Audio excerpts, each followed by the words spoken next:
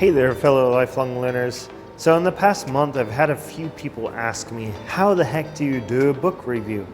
So in this video, I will tell you 6 questions that you should ask yourself when making a book review. So here we go.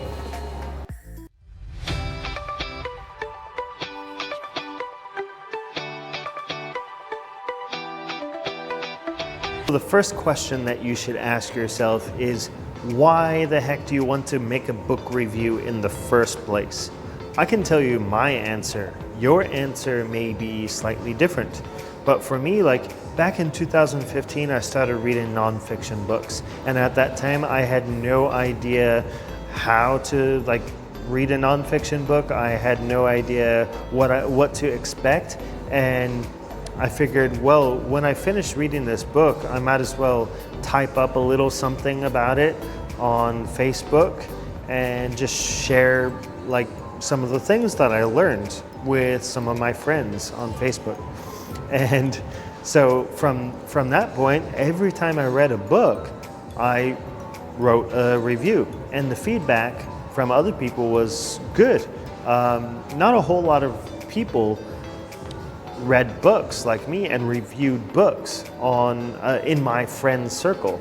So it was something very unique, and I got a lot of satisfaction out of it.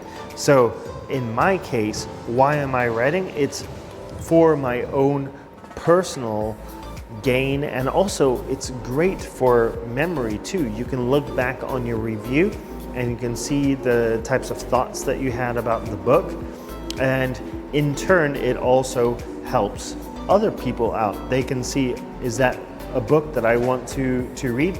And of course, as you know, it has developed a lot from there into the Instagram that you're looking at right now, and the YouTube channel, and all these other things. So definitely ask yourself why first. So the next question that you want to ask is, who is the book for? And obviously you need to read the whole book first before you can really tell who the book is for.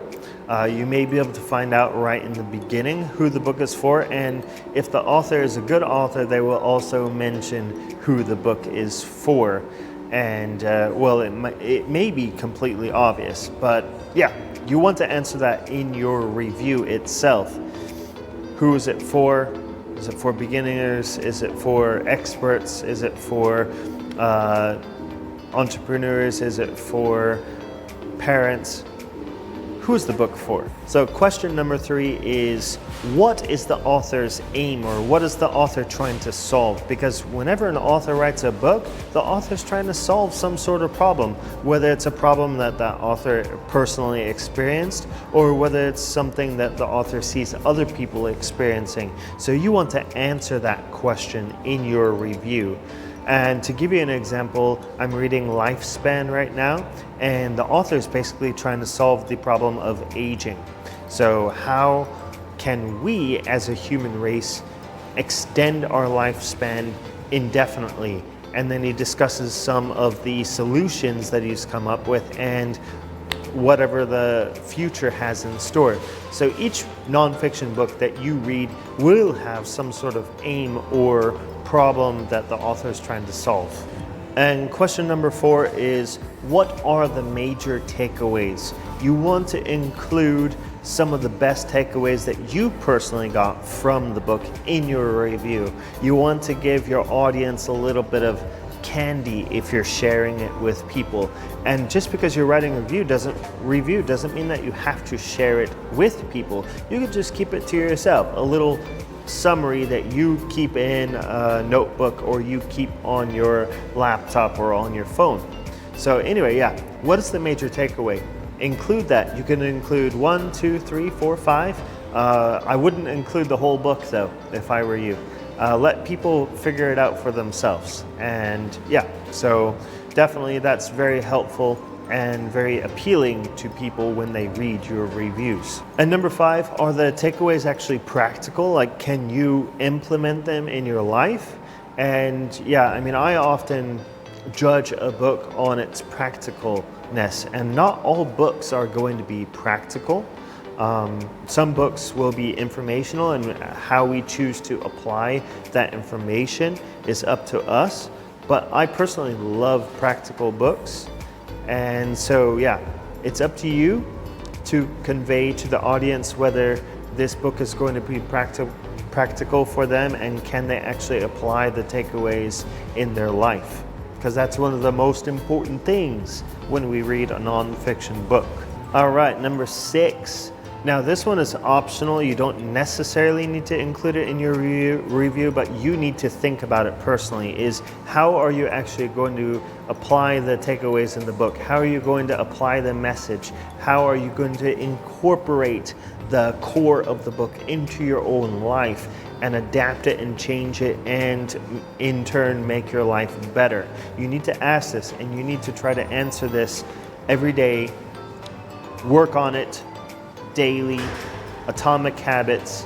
Go out there and get it, and convey this to your audience if you write this in your review, and tell them how you're going to step by step accomplish these goals of yours.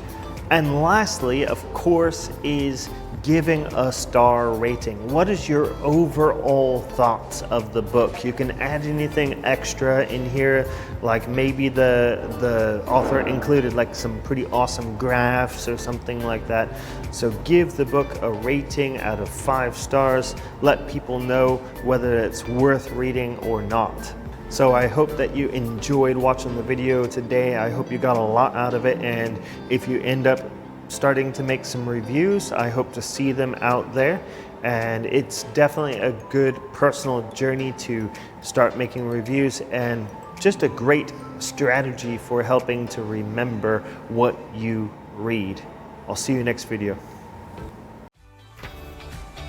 Thanks for watching, everyone. Make sure to like, comment, and subscribe for more videos like these. Also follow my other social media accounts such as Instagram, Facebook, and Twitter for more valuable content. Thank you for watching again, and I will see you guys next time.